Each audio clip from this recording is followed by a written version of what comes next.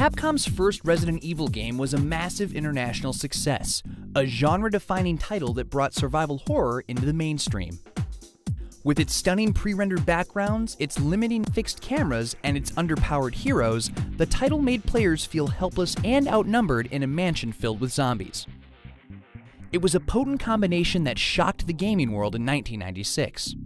But as Resident Evil grew into a series and moved on into the next decade, it started to stagnate where it had once been so innovative.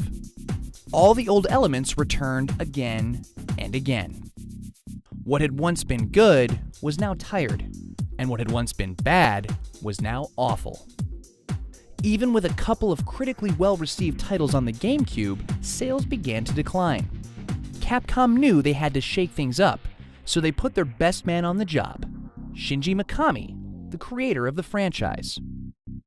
While he had a nasty reputation of starting an idea, then scrapping it, and starting again, he had always managed to strike solid gold at the end of it. But when Capcom asked him to make Resident Evil 4, they had no idea that he would begin the worst development process of his career, and end with one of the greatest highlights in gaming history.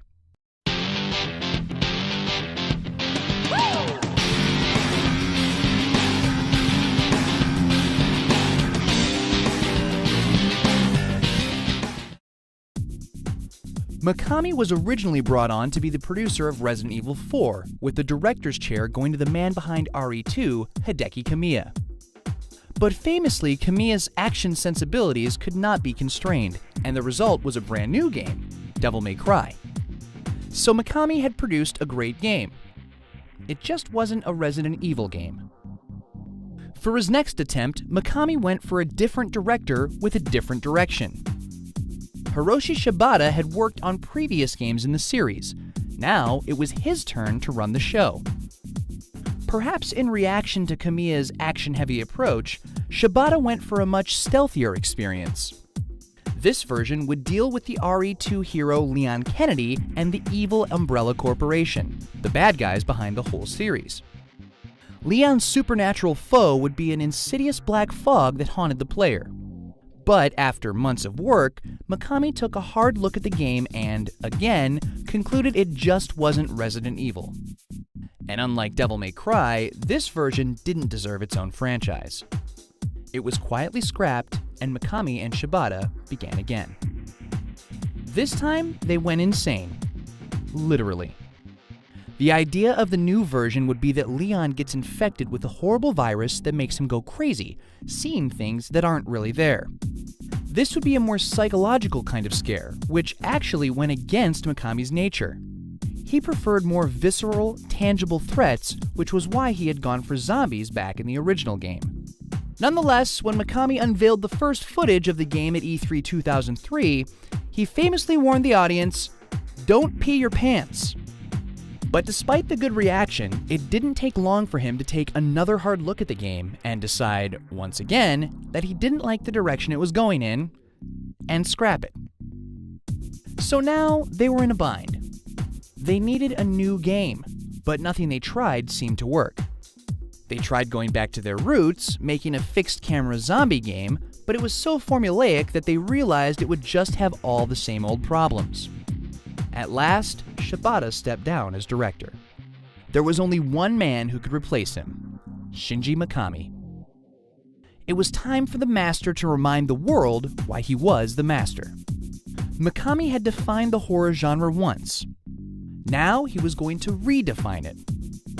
In this new version of Resident Evil 4, gone would be the fixed cameras. Instead, the camera would stay behind Leon.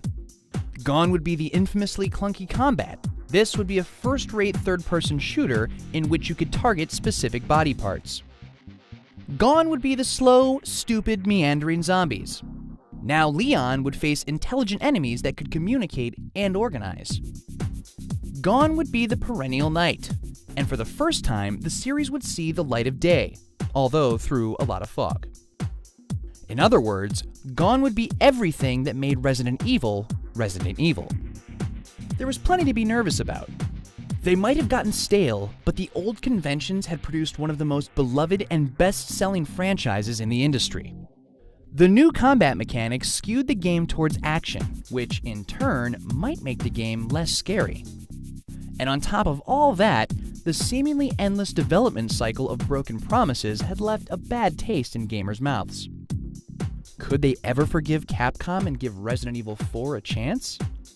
The answer was yes.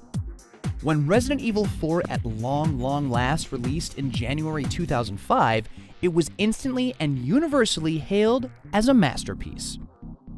Despite the action-oriented focus, Leon's numerous and intelligent enemies ended up being far more terrifying than stumbling zombies ever were.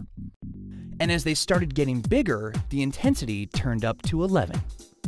It even made you play as a character with no weapons at all. Now that's scary. The vast differences from Evil's yore weren't condemned. Rather, they were praised for reinvigorating the franchise. The new camera system especially was a desperately needed breath of fresh air, and allowed for the best control scheme the series had ever had.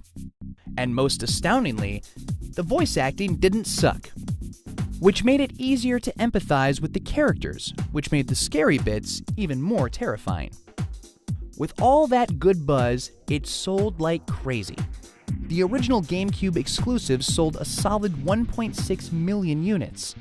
The later port to the PlayStation 2, with its much larger install base, sold a further 2.2 million. And the eventual Wii version sold another 1.7 million. Mikami and Capcom had done it. They'd saved the series from itself.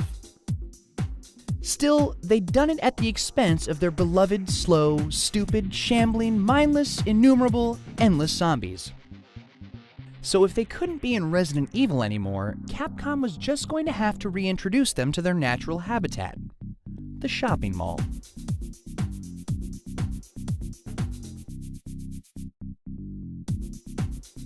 Tune in next time to see horror meet ridiculous.